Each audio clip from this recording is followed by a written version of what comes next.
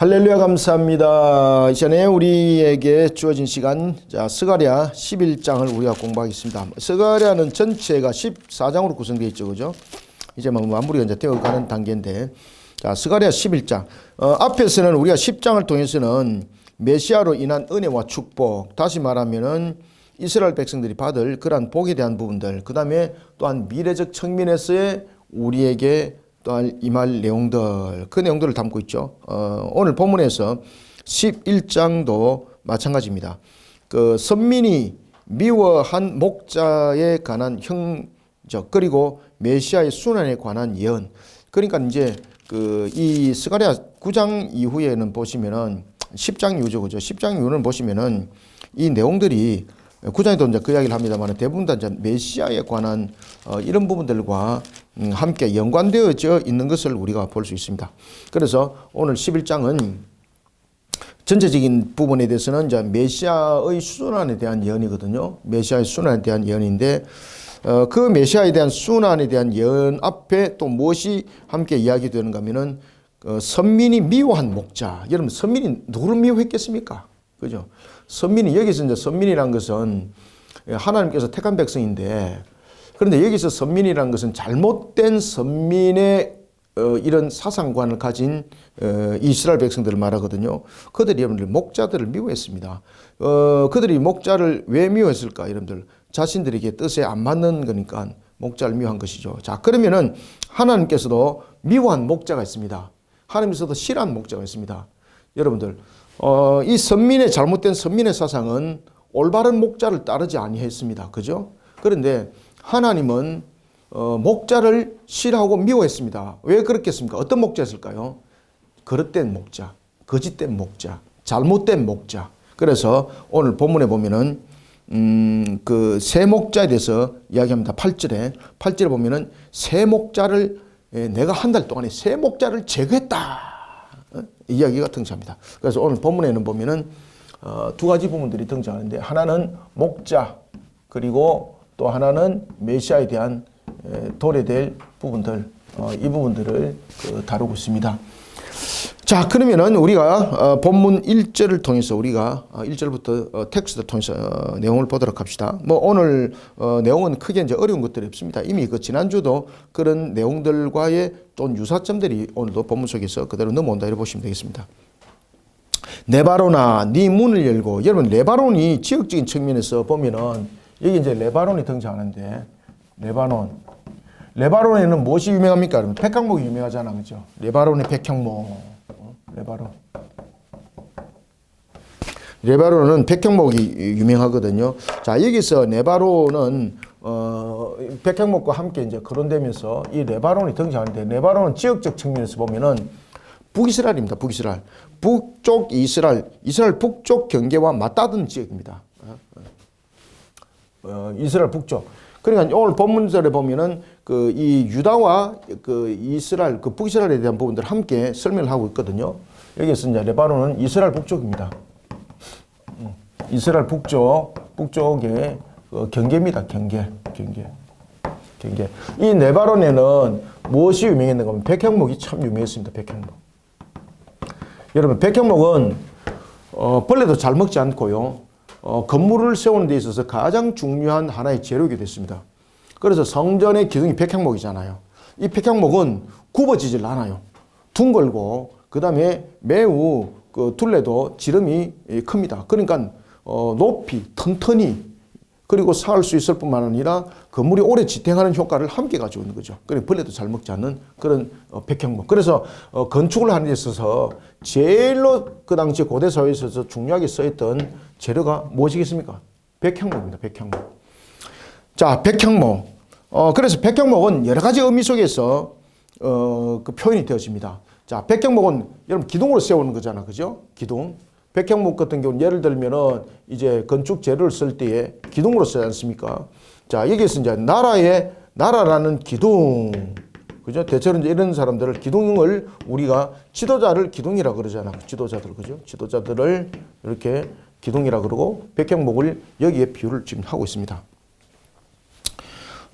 특히 이제 여기서 레바논아 네 문을 열고 불이 네 백향목을 사르리라. 여기에서 이제 불을 가지고 백향목을 사른다. 불을 가지고 백향목을 사른다. 그러면 이 불은 지금 여기서 등장하는 것은 심판에 대한 의미를 지금 가지고 있습니다. 그러면은 여러분들 이 백향목이라는 것은 나라의 기둥을 그 나라에 굉장히 중요한 역할을 하고 있는 기둥이잖아요. 지도자들이. 그죠?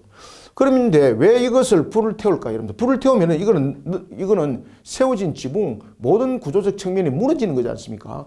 그러면은 여기서 불은 심판의 성격을 가지고 있다면은 지금 여기서 말하고 있는 백향목 지도자는 지금 어떤 유형의 사람들일까? 어떤 유형의 사람들이라 여러분 보십니까? 부패한 지도자들입니다. 부패한 지도자들. 오염되고 부패한 지도자들. 오염되고 부패한 지도자들. 오염되고 부패한 지도자들을 불러서 심판한다는 거예요. 내 바로나 네 문을 열고 불이 네 백향목을 사르게 하라라는 것은 오염된 이스라엘 부패한 지도자들을 불러 태워서 지금 백향목처럼 심판을 받게 할 것이다 라는 것입니다. 자, 여기서 이제 너 잣나무야. 또 잣나무도 또 여기서 여러분 등장하는데, 자, 잣나무도 여러 가지 부분에서 여러분들 보시면 열매를 맺지 않습니까? 그죠? 그래서 여기서 백향목, 그 다음에 잣나무, 이들은 전부 다 무엇을 상징한다? 그렇죠. 지도자를 상징합니다. 지도자. 너 잣나무여 곡할지어다. 백향목이 넘어졌고, 여기서 이제 지도자들 가운데서도 보면은 왜 일반적인 지도자가 있고, 왜 다스림에도 보면은 우리가 총독 제도가 있는가 하면은 그 총독 위에 또 총독이 있죠. 그죠? 그런 식으로 여기서 잣나무는 백향목보다도 더 강력한 통치자 이렇게 보시면 되겠습니다. 그래서 지도자, 백향목이 지도자라고 말한다면 똑같은 지도자로서 하나를 볼 수 있고, 그 다음에 구별한다면은 백향목은 그 이제 일반적인 지도자고 잣나무는요 강력한 통치자적 측면을 말하고 있습니다.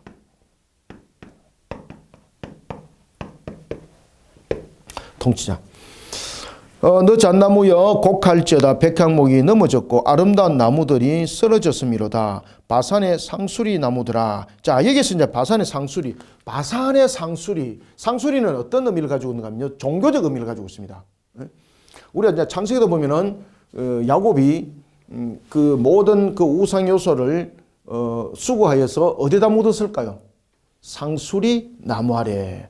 자, 그리고 각 성읍에는 보면은 입구에 상수리 나무가 있습니다. 이 상수리 나무는 어떤 지도자들이 그 성읍의 지도자들이 그 상수리 나무 안에서 재판도 하고, 그 다음에는 이 상수리 나무는 그 성읍의 사람들이 모여서 회의하고 또 의논한 장소기도 하고, 그 속에서 무엇을 했을까요? 그렇죠. 제사를 지내는 장소였기도 했습니다. 자, 여러분, 우리도 보면은 그 시골 같은 데 보면 지금도 그 있죠. 그죠? 당산. 뭐 이러면서 그 고을 입구에 보면은 큰 나무들 있잖아. 그죠? 그러면서 그게 당산 이래가지고 조그만한 거 이렇게 지어가지고 거기다 신을 섬기고 있잖아요. 그거하고 그 유사다. 이렇게 보시면 됩니다. 자, 따라서 그러면 바산의 상수리 나무는 또 누구들일까? 자, 첫 번째 1번의 백향목은 지도자들, 잣나무도 지도자들이라 보는데 구별하면은 백향목은 일반적 지도자고 잣나무는 누구다? 통치자들. 자, 그러면은 이제 바산의 상수리 나무는 누구들일까? 세 번째. 바산의 상수리 나무.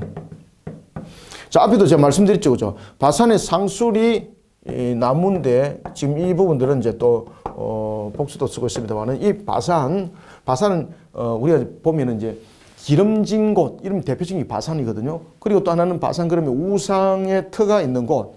특히 이제 상수리 부분들은 하나의 종교적 의미를 가지고 있습니다. 그래서 이 바산의 상수리는 바로 종교 지도자들을 말하고 있습니다. 아시겠죠? 그런데 종교 지도자들인데 어떤 지도자들? 자, 이 상수리는 이제 이게 종교적 의미를 가지고 있습니다만 바산 이렇게 말하면 우상 숭배적 요소를 가지고 있는 겁니다. 다시 말하면 부패한 종교 지도자들을 말했습니다. 부패한 종교 지도자들. 부패한 종교 지도자들.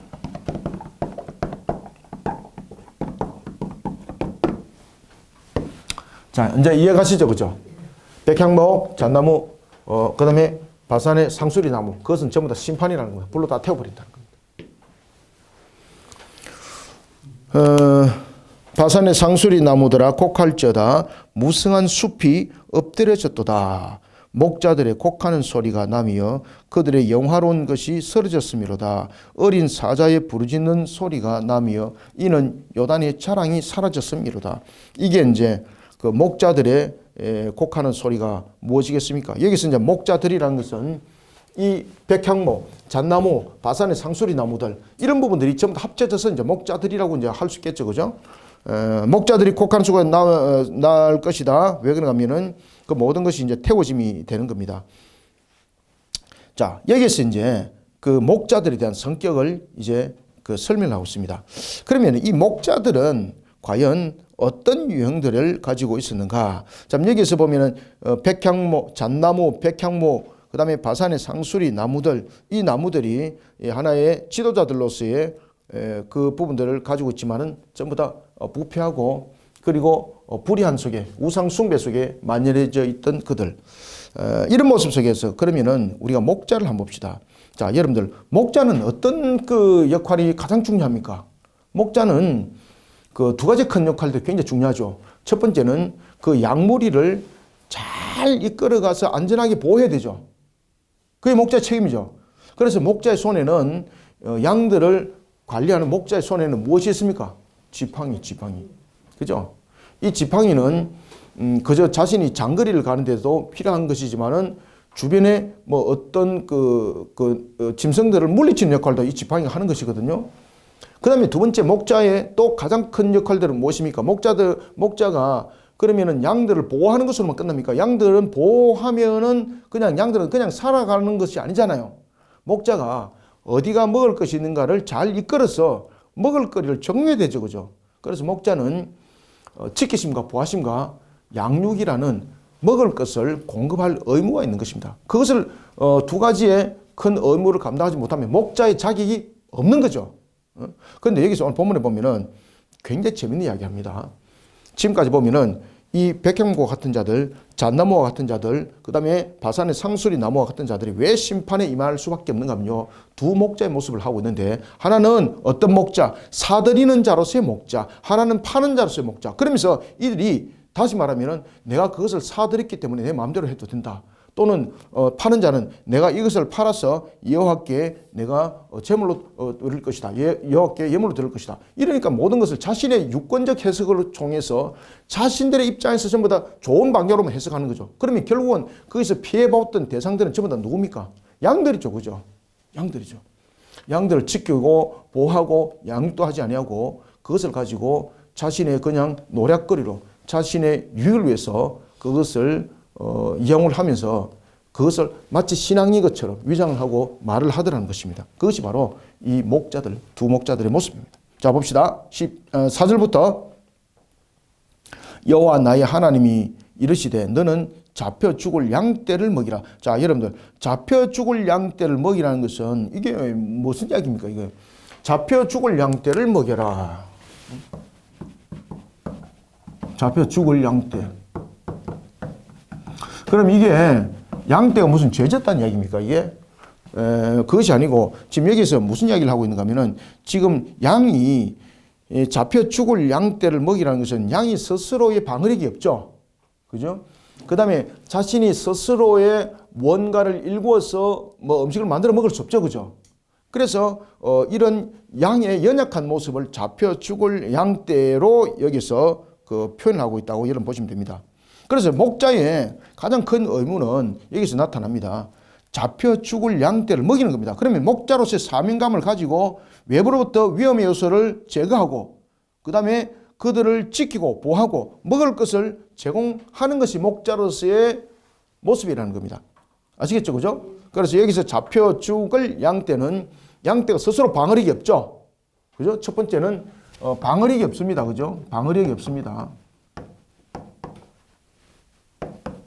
그 다음에 두 번째는 스스로 먹을 것을 해결할 수 있는 능력이 없습니다. 그래서 잡혀 죽을 양떼라고 이렇게 표현을 하고 있는 겁니다. 그렇기 때문에 목자는 이러한 양떼들에 대해서 지키고 보호할 책임이 있고 그들을 먹일 책임이 있는 것이 바로 목자입니다. 그래서 너는 잡혀 죽을 양떼를 먹이라고 말을 하는 거예요. 자, 그런데 목자들은 어떻게 했다? 자, 뒤에 보면 이제 보십시오. 5절 보면은 사들이는 자와 파는 자로 구분됩니다. 자, 여기서 사들이는 자는 뭔가 하면은 자신이 대가를 치르고 양떼를 구입한 사람을 그것을 샀다고 말하죠. 그러면은 그 양떼를 보살피기보다는 그 양떼를 팔아서 더 많은 돈을 유익을 취하는 것이 자신에게는 오히려 나은 거죠.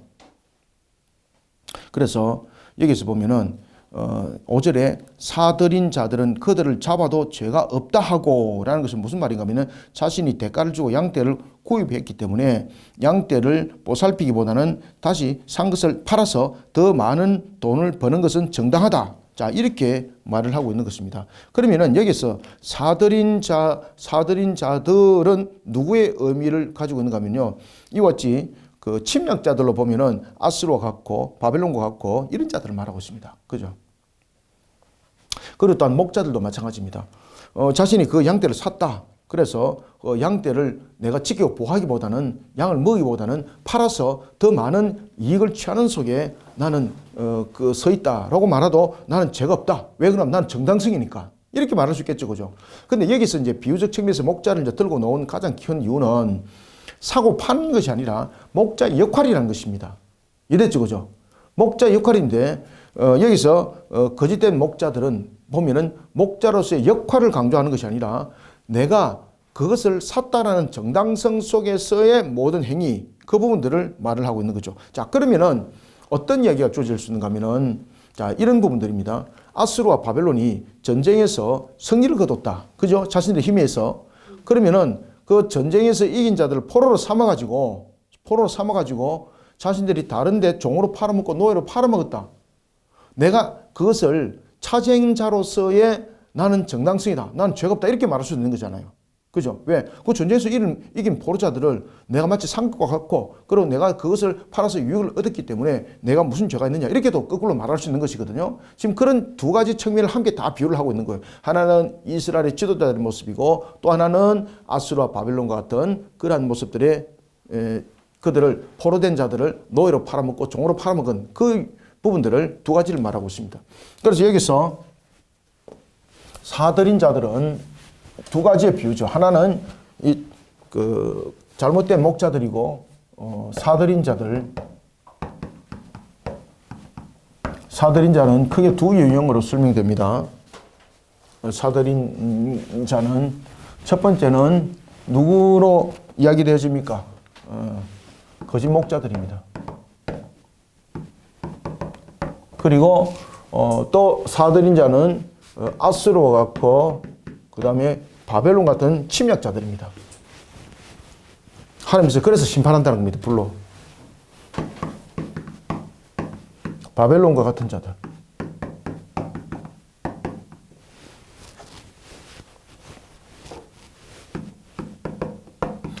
거짓된 목자는 양을 보호하고 지키고 먹이는 그런 역할을 하는 것이 아니라 자신이 양을 사들인 자로서의 양을 어디든지 팔아먹어도 내 유익을 위해서 어디든지 팔아먹어도 나는 죄가 되지 않는다. 이것을 강조하는 거예요. 그죠? 그러니까 다시 말하면 이 거짓된 목자는 사들인 자로서 자신의 유익을 위해서 백성들을 자신들의 입장에서 해석하고 그리고 그들에게 모든 피해를 넘기고 또한 그들에게 불의한 속에서 그들을 통해서 또한 유익을 취하고 이런 부분들이에요. 보호하는 것이 아니고 목자로서 또한 영적인 양식을 먹이고 이런 것이 아니고 무엇이든지 자신의 유익을 위해서 모든 결정을 짓는 것, 이것이 바로 사들인 자의 모습들이에요. 그런가 하면 또 하나는 우리가 전쟁에 보면은 아수르인지 바벨론들이 보면은 전쟁을 치르고 난 뒤에 포로들을 그들이 사로잡잖아요. 그러면 포로들을 사로잡아서 자신들이 다른 곳에 팔아먹었습니다. 종으로 노래. 그러면서 유익을 얻는 것. 전쟁의 승리로 얻었던 전리품으로 생각하는 거예요. 여러분들 이것이 맞습니까? 안 맞습니까? 사람은 여러분들 사고 파는 대상이 아니잖아요. 그죠? 그래서 그러한 부분들의 내용들을 전부 다 종합적으로 아우러서 사들인 자들이라고 이렇게 말을 하는 겁니다. 사들인 자들은 자신의 정당성으로 말한다는 거죠. 사들인 자들은 그들을 잡아도 죄가 없다 하고 판자들은 말하기를 내가 부유하게 되었은즉 여호와께 찬송하리라 하고 라고 말합니다. 그럼 판자들은 자신의 이익을 위해서 어떻게 한다는 겁니까? 그렇죠. 선민이 이방인의 압제 그리고 포로 상태에 처하도록 원인을 제공하고 자신의 유익을 위해서는 언제든지 그 입장에 자신이 세워지게 되는 것을 말합니다. 그러니까 판자는 말하기를 내가 부유하게 되었다. 그리고 여호와께 찬송하리라. 이게 무슨 말인가 하면은 자, 이게 이제 이런 말입니다.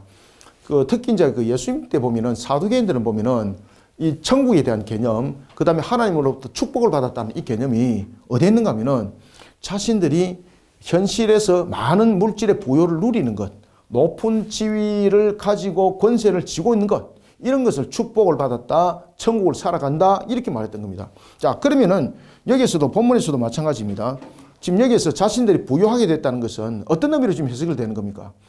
자, 그들이 지금 불의한 부분에서 부유함을 지금 취했잖아요. 그러나 그럼에도 불구하고 그들은 이 부요를 무엇으로 지금 해석합니까? 여러분들, 부요도 두 가지 부요가 있습니다. 첫 번째는 불의한 속에서 부요함이 있고, 두 번째는 신앙 가운데서 부요함이 있는데, 여기서 부요함은 신앙 가운데서 부요함이 아니고 불의 가운데 부요함이에요. 그러면서 그들은 어떻게 이야기를 하고 있는가 하면은 불의함 속에서 부요하게 되었음에도 불구하고 이것을 무엇으로 해석했습니까? 하나님께서 자신들을 축복하신 것으로 해석한 거예요, 이게. 이해됐죠? 그래서 오늘 본문에서 그 이야기를 하는 겁니다. 내가 부유하게 되었은즉 여호와께 찬송하리라. 아시겠습니까?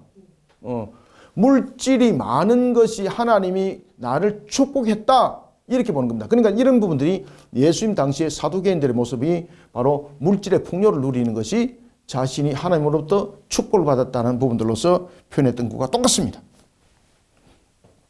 사들인 자들은 그들을 잡아도 죄가 없다 하고 판자들은 말하기를 내가 부유하게 되었은즉 여호와께 찬송하리라 하고 그들의 목자들은 자 여러분들 여기서 그들의 목자들은 이제 누굽니까? 선민사회 지도자들을 말하고 있습니다. 이게 아까 우리 쭉 봤죠, 그죠? 누구였습니까? 백향목, 잣나무, 바산의 상수리 나무들 아시겠죠?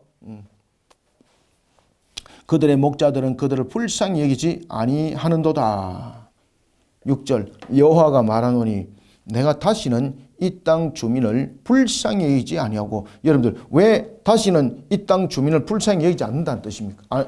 왜 불쌍히 여기지 않는다고 말씀하셨을까요? 여러분들 계속해서 우상숭배와 악한 길로 가니까 그러면서도 자신들은 지도자들이 문제가 있었기 때문에 우리도 그렇게 할 수밖에 없습니다. 막 이런 것들 있지 않습니까? 그거는 정당성이 될 수 없는 겁니다. 그러니까 모든 것들이 핑계거리가 되는 거예요. 모든 것들은 자기 합리화 속에서 해석을 하는 거예요. 하나님 앞에 불의함을 하고도 조상들이 그렇게 했기 때문에 우리가 이렇게 할 수밖에 없습니다. 지도자들이 그렇게 하기 때문에 우리가 이렇게 할 수밖에 없습니다. 이런 것들 있지 않습니까? 그 핑계지 않습니까? 그럼 핑계는 자신이 그 원인에 대해서 책임이 없느냐 이 말입니다. 다 책임이 다 있죠. 그래서 하나님께서 그렇게 말씀하시는 겁니다. 내가 다시는 이 땅 주민을 불쌍히 여기지 않는다라는 것은 악한 길에 치우치고 있음에도 불구하고 철저하게 하나님께서 그들을 회개 가운데 또다시 세움에도 불구하고 그들은 오히려 철저하게 그것을 배척하고 버리더라는 것입니다. 그러니 악한 길로 치우친 선민에 대해서 하나님께서 어떻게 그들도 목자들을 심판하듯이 그들도 함께 심판하신다는 겁니다.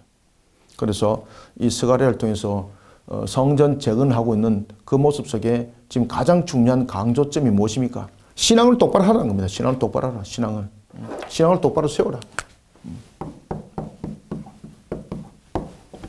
가식적인 신앙 속에 우리가 어떤 것들도 가식적인 신앙 속에 우리가 차지할 곳은 없다. 우리가 갈 곳 없고 하나님이 복된 자리가 그곳에 없다.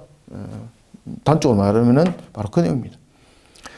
여호와가 6절 여호와가 말하노라 내가 다시는 이 땅 주민을 불쌍히 여기지 아니하고 그 사람들을 각각 이웃의 손과 임금의 손에 넘기리니 그들이 이 땅을 칠지라도 내가 그들의 손에서 건져내지 아니하리라 하시기로. 자, 그래서 이스라엘 백성들이 바벨론의 포로로 끌려가는 이유가 여기에 있습니다. 포로로 끌려가는 이유가 하나님께서 은혜를 거두신 거죠.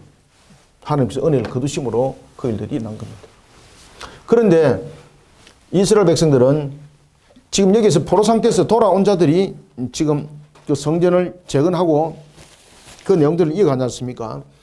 이스라엘 백성들은 그발 강가에 있을 때에 여러분들 잘 기억나십니까? 그발 강가에 있을 때 그들은 바벨론의 포로로 끌려온 이유가 무엇이라 그랬습니까? 하나님께서 우리에게 은혜를 거두어 버렸기 때문이다. 그 다음에 두 번째는 자신들의 조상들의 그 죄로 인해서 덤태히 쓰고 있다. 그리고 자신들은 지금 여기 있는 자체가 억울하다는 것이죠. 아니지 않습니까? 자신들이 분명히 그 죄로 인하여서 바벨론에 지금 포로로 끌려옴에도 불구하고 그 죄에 대해서 자신들은 깨닫지 못하더라는 겁니다. 그러니까 하나님께서는 이 포로 상태 속에서 이 죄를 회개시킴이 그 가장 중요한 그 목적이 여기에 있는 거죠. 자, 하나님께서 그들을 바벨론에 포로로 그들이 끌려갈 수밖에 없게 한 것은 하나님께서 은혜를 거두심이죠. 은혜를 거두심. 자, 그런데 하나님께서 은혜를 거두었더라도 먼저 이 은혜를 거뒀더라도 먼저 선행되는 것이 있습니다. 그것이 언약입니다. 언약. 선행되는 것이 언약. 하나님께서는 은혜를 거둬갔더라도 언약 자체를 하나님께서는 약속하신 것을 파기시킨 일이 없습니다. 그러면 하나님께서 은혜를 거둬가신 이유는 무엇인가 하면 언약의 실현을 위해서 그 은혜를 거두시는 거예요.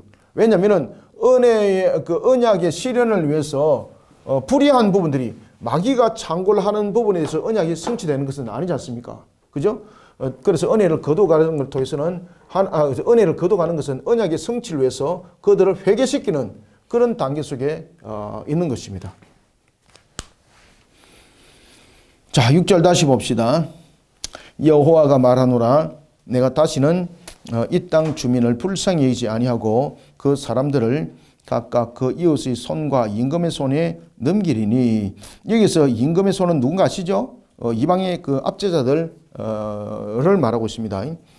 임금의 손에 넘기리니 그들이 이 땅을 칠지라도 내가 그들의 손에서 건져내지 아니하리라 하시기로. 자, 7절 내가 잡혀 죽을 양떼를 먹이니. 자, 여기서 이제 이 부분들에 대해서 두 목자가 형성되죠. 하나는 참 목자, 하나는 거짓된 목자죠. 자, 거짓된 목자는 보면은 5절에 사들이고 그리고 팔아도 자신이 정당성을 막 이야기를 하면서 양은 전혀 생각하지 아니하고 자신의 유익만을 생각하죠. 자, 그런데 내가라는 것은 하나님이시죠. 그죠? 여기서 내가라는 부분들은 이 내용들은 장차 도래되어질 예수 그리스도의 메시아에 관한 이 하나의 예언의 말씀이 그 속에 함께 곁들여져서 설명되어 주고 있습니다. 그래서 여기서 내가는 참목자를 말합니다. 여기서 내가라는 것은 참목자입니다. 참목자.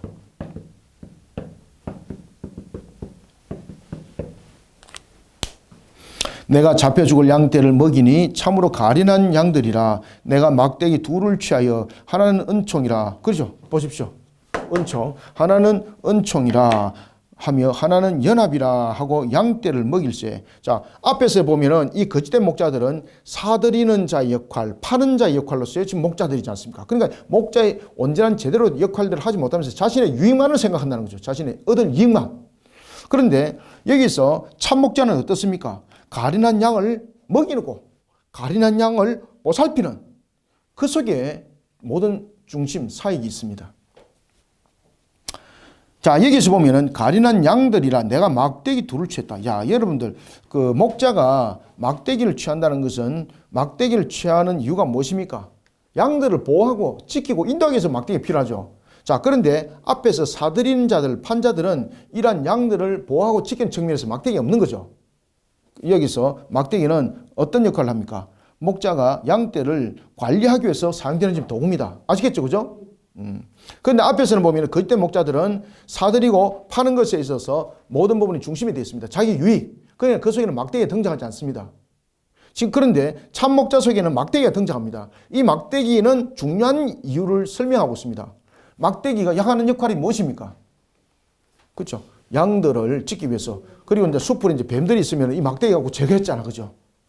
양들을 물으면 양이 죽는 거잖아. 그죠? 그리고 또 이 막대기를 통해서 또 들짐승들 또 쫓기도 하고 그런가 하면은 또한 양들에게 휘파람을 불기도 하고 그런 지팡이를 통해서 자신의 위치를 알리기도 하고 이런 역할을 했던 것이 바로 막대기죠. 자, 그래서 막대기를 둘을 취합니다. 이게 이제 의미가 있는 겁니다. 자, 막대기를 취했는데 막대기 둘을 취했습니다. 하나는 은총이고 하나는 연합이라는 막대기. 이것이 참목자로서의 역할을 지금 말하고 있습니다. 참목자로서의 두 막대기를 취하는데 두 막대기를 취하는데 하나는 은총이라는 막대기로서의 역할, 또 하나는 연합이라는 막대기로서의 역할들을 한다는 거죠. 그래서 은총은 지키고 보호하고 그들을 인도하는 역할이고, 그 다음에 연합은 무엇입니까? 하나를 묶어서 무리를 만들어서 이탈하지 않도록 가는 그런 역할을 하는 거죠. 그래서 여기서 보면 은총과 연합이 등장합니다. 7절 내가 잡혀 죽을 양떼를 먹이니 참으로 가련한 양들이라. 내가 막대기 둘을 취하여 하나는 은총이라 하며 하나는 연합이라 하고 양떼를 먹일세. 그죠? 팔아먹는 것이 아니라 먹이는 거죠. 먹이는 거죠. 그래서 여기서 은총, 연합 이런 부분들은 장차 도래될 메시아로서의 예수 그리스도의 이루실 그 사역들을 이 속에서 표현하고 있습니다. 우리를 하나님과 연합하게 하시고, 그리고 은총을 베푸셔서 우리에게 죄사함과 그 다음에 우리를 지키심과 보호하심이 그 속에 함께 있고, 이런 부분들이 이 은총의 막대기와 연합의 막대기 속에서 설명이 되어집니다. 8절을 보면 한 달 동안 내가 그 세 목자를 제거했으니, 자 보십시오. 앞에 있는 목자들, 앞에 있는 세 목자들이 어떤 목자들이었습니까? 하나는 백향목, 하나는 잣나무, 하나는 바산의 상수리 나무죠. 자, 이것이 그 세 목자 앞에도 내가 이미 말씀드렸죠, 그죠?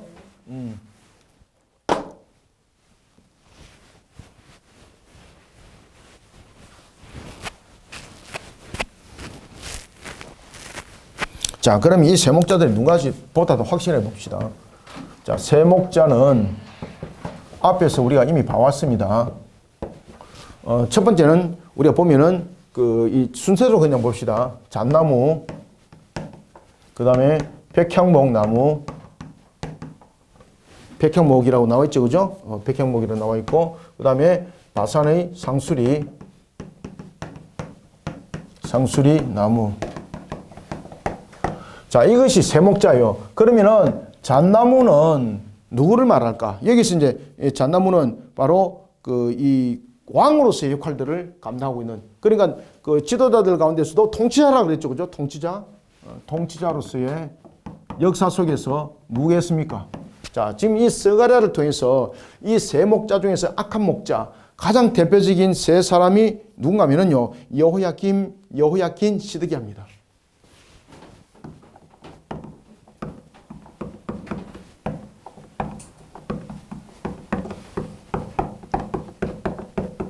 이 세 사람을 말하고 있습니다. 이 잣나무는 통치자로서.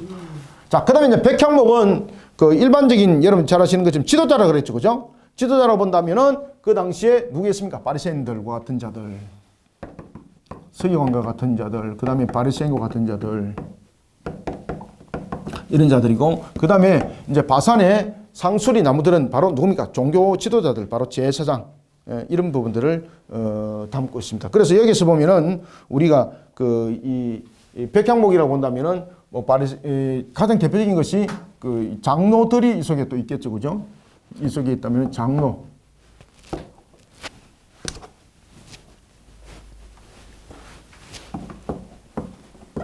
보입니까 이게? 예.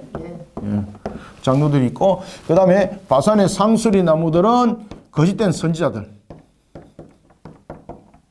이 거짓된 선지자들입니다. 하나냐와 같은 거짓된 선지자들입니다. 거짓된 선지자들, 그 다음에 제사장들, 이것도 거짓된 제사장들을 말하고 있습니다. 그래서 세 목자는 잣나무, 백향목, 바산의 상수리 나무들인데, 잣나무는 통치자로서 여호야긴, 시드기야를 말하고 있고, 백향목은 서기관, 바리새인과 같은 장들 비롯한 장로들을 말하고 있고, 그다음 바산의 상수리 나무는 바로 거짓된 선자들과 거짓된 제사장들을 말하고 있습니다. 자, 이해됐습니까? 네. 하나님께서 그들을 한 달 동안이라는 것은 그들을 강력하게 심판했다는 겁니다. 강력하게. 한 달 동안에 내가 그 세 목자를 제거하였으니 이는 내 마음이 그들을 싫어하였고, 보십시오. 이는 내 마음이 그들을 싫어했다는 것은 하나님께서 그들을 용서하지 않는다는 겁니다. 내 마음에 그들을 싫어하였고 그들의 마음에도 나를 미워했습니다. 그죠? 우상으로 가득 차 있는, 불의함으로 가득 차 있는 것이 되니 하나님을 그들은 미워하는 것으로 가득 차 있었다, 이 말이죠. 자, 9절 내가 이르되 내가 너희를 먹이지 아니하리라.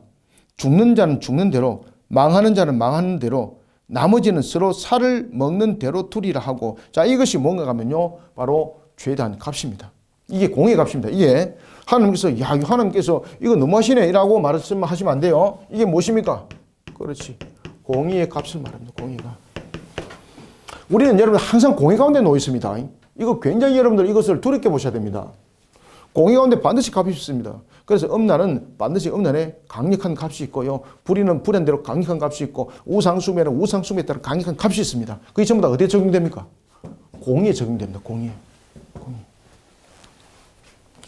그래서 하나님께서 살을 먹는 대로 두리라라는 것은, 야, 하나님께서 너무 하시네. 예수님께서도 그 용서를 7번을 70번이라도 하라 그랬는데 이거 잘못된 것이나 그렇게 적용하시면 안 됩니다. 이것은 공의에 관한 부분들을 지금 다루고 있습니다. 자, 10절. 이에 은총이라 하는 막대기를 취하였다는 것은 이제 은총을 거둬들였다는 것입니다. 이에 은총이라 하는 막대기를 취하여 꺾었다는 것은 무슨 이야기죠? 은총을 거둬들였다는 거예요. 자, 은총을 거둬들이니까 그들에게 어떤 역사가 일어났습니까? 결국은 여러분들 주변의 나라들과 이방들에게 무너짐을 당하는 그런 처참함이 일어났잖아요. 이에 은총이라 하는 막대기를 취하여 꺾으니 이는 모든 백성들과 세운 언약을 폐하려 하였음이라. 당일에 곧 폐함에 내 말을 지키던 가련한 양들은 이것이 여호와의 말씀이었던 줄 안지라. 여러분들, 우리가 하나님께서 그 모든 은혜를 주시는 것도 하나님이시지만 거둬가시는 분도 하나님이시지 않습니까? 그죠? 여기서도 그 이야기를 하지 않습니까? 그죠? 12절. 내가 그들에게 이르되 너희가 좋게 여기거든 내 품삯을 내게 주고 그렇지 아니하거든 그만두라. 그들이 곧 은 30개를 달아서 내 품삯을 삼은지라. 여러분들, 그 당시에 노예들의 살고 팜은 우리가 이제 출애굽기도 봅니다만은 출애굽기 21장 32절에 보면은 이 사람의 노예로 살고 팔고 했던 당시의 몸값이 여러분들 은 30이었습니다. 은 30. 그러니까 우리가 여러분들 보시면은 자신이 하나님께 맡기짐이 되지, 하나님께 맡기짐이 되지 아니하고 자신의 세속 속에서 자신이 원하는 것을 달려가다 보면요, 결국은 자신의 부귀와 영화는 결국은 세상 속에 팔려가는 겁니다, 여러분들. 아시겠습니까? 그 세상에 은 30에 팔려가는 겁니다, 여러분. 소망 희망이 없습니다, 여러분. 내가 그들에게 이르되, 다시 말하면은 노예로 살고 팔는 그런 치르는 값에 대한 은 30, 그것이 너희의 모습이 될 것이다.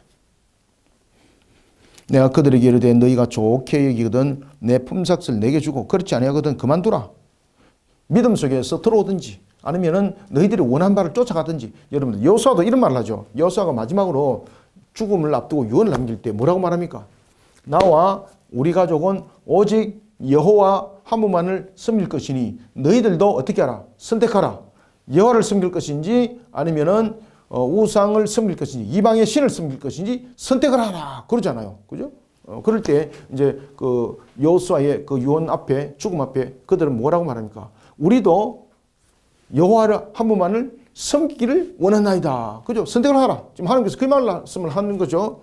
그래서 하나님 속에서, 신앙 속에서 우리가 세워졌을 때 그 값은요, 하나님께서 그것을 무궁무진하게 모든 것을 만들어 가는데, 그러지 않고 세속 속에 우상숭배 속에 자신을 팔아버리면요, 그 은 30에 자신의 가치관은 다 팔린 것과 똑같아요, 여러분들. 12절. 내가 그들에게 이르되 너희가 좋게 여기거든 내 품삯을 내게 주고 그렇지 아니하거든 그만두라. 그들이 곧 은 30개를 달아서 내 품삯을 삼은지라. 여호와께서 내게 이르시되 그들이 나를 헤아린 바 그 삭을 토기장에게 던지라 하시기로 내가 곧 그 은 30개를 여호와의 전에서 토기장에게 던지고. 여러분들, 이 부분들이 이제 그 예수님께서 가룟 유다가 예수님을 팔아먹었지 않습니까? 그리고 난 뒤에 그가 후회하면서 결국은 자신이 그 바리새인 그 장로들에게, 제사장들에게 그것을 돌려주지만은 그들은 그것을 취하지 않죠. 그래서 그들은 어디다가 바로 이 부분들 내용 그대로 예언의 말씀들이 이루어집니다. 밭에 다 던지는 것이죠. 자, 이런 속에 우리가 참 신앙 속에 세우지 못하면은 모든 것이 무가치하다는 것을 우리가 알 수가 있습니다. 13절 여호와께서 내게 이르시되 그들이 나를 헤아린 바 그 삭슬 토기장에게 던지라 하시기로 내가 곧 그 은 30개를 여호와의 전에서 토기장에게 던지고, 그죠? 토기장에게 던지고.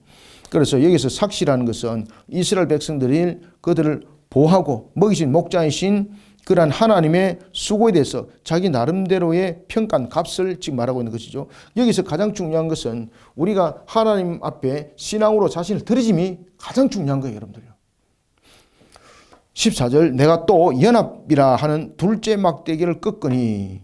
자, 여러분들 지금 여기서 보면은 은총이라는 막대기를 꺾었죠, 그죠? 은총이라는 막대기를 꺾어버리니까 결국 나타난 것이 자신이 뭔가를 부귀와 영화를 누리고자 했던 그 부분들이 결국은 자신이 팔려가는 입장이 되는 겁니다. 그 다음에 또 연합이라는 막대기를 꺾어버렸습니다. 여러분들 연합이라는 막대기를 꺾어버리면 하나님과 연합이 끝나는 거잖아요. 하나님과 연합이 끝난다는 것은 그들이 결국은 우상을 택해서 갔다는 이야기거든요.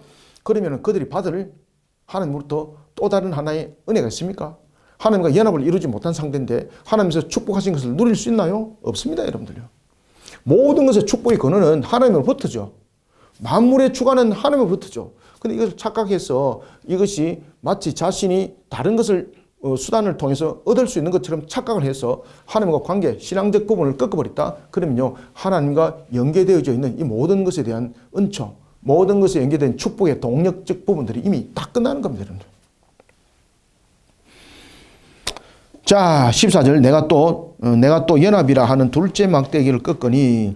자, 여기서 이제 둘째 막대기를 꺾었다는 것은 이게 이제 무슨 이야기입니까? 이 부분에 대해서 우상에 대한 부분에 대해서 이제 하나님께서 그 섬긴 것으로서 끝나는 것이 아닙니다. 우상을 섬기는 곳에서 하나님과 연합이 끊어졌다. 그러면 연합이 끊어져서 우상 숭배를 통해서 연합이 끊어졌잖아요. 그럼 우상 숭배를 통해서 연합이 끊어진 것으로만 끝난 것 아니죠.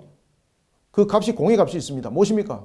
우상이 전부 다 여러분 심판의 대상이잖아요. 그 모습 그대로 갑니다. 14절 내가 또 연합이라 하는 둘째 막대기를 꺾었으니 이는 유다와 이스라엘 형제의 의리를 끊으려 하면느니라.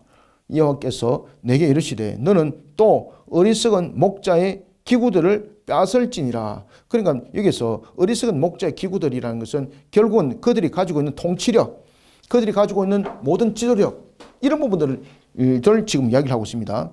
어리석은 목자의 기구를 빼앗아라 라는 것이죠.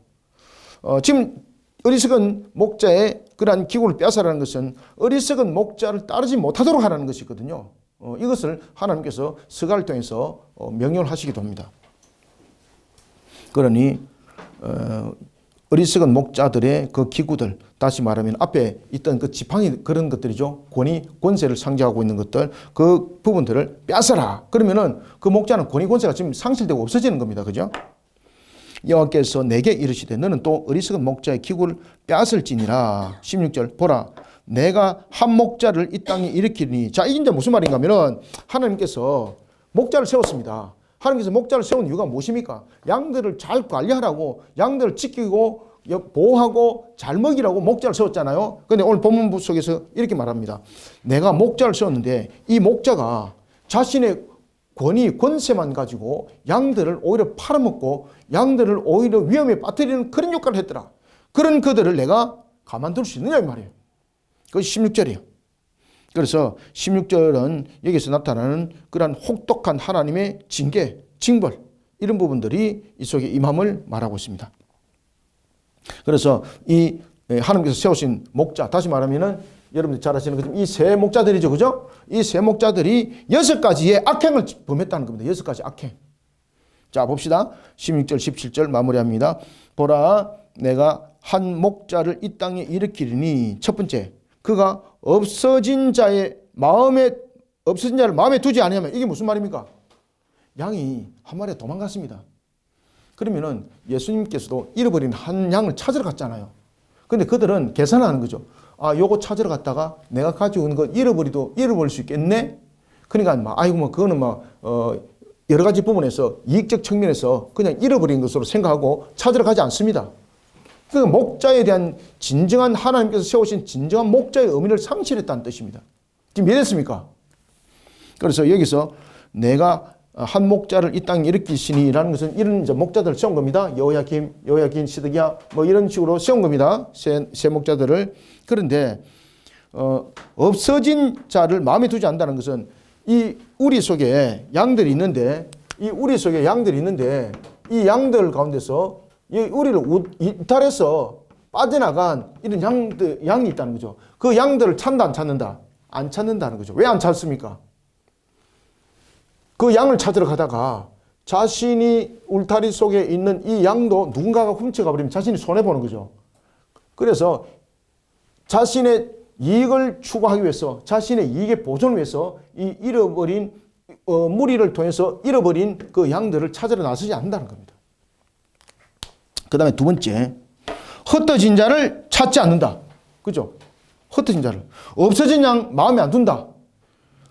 흩어진 자 찾지 않는다. 이게 전부 다 뭡니까? 자신에게 덕이 되지 않는 거예요, 이게.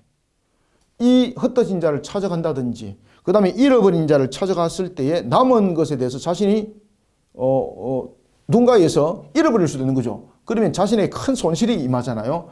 이런 부분들로서 지금 목자들의 태도가 그러했다는 겁니다. 그래서 첫 번째는 없어진 자를 마음에 두지 않고, 두 번째는 흩어진 자를 찾지 않고, 세 번째는 상한 자를 고치지 아니하며, 그죠? 치료할 이유가 없잖아요. 그냥 팔아먹으면 되잖아요. 그죠? 세 번째는 상한 자를 고치지 않으며, 네 번째는 강건한 자를 먹이지 아니하고, 그죠? 강건한 자를 먹이지 아니하고. 그 다음에 다섯 번째, 살찐 자의 고기를 먹고, 여섯 번째, 그 굽을 찢으리라. 그래서 여기서 보면은 여섯 가지 유형 속에서 그들이 악행을 저질렀다라고 말하는 겁니다. 그러니까 그 목자들에게는 화가 임할 수밖에 없다는 거죠. 이게 바로 공의의 값입니다. 공의의 값. 17절 화 있을 진저 양떼를 버린 못된 목자요. 그래서 그냥 목자 아니고 무슨 목자? 못된 목자. 그러니까 하나님께서 이걸 다 보고 계시는데 용서하지 않는다는 겁니다. 못된 목자.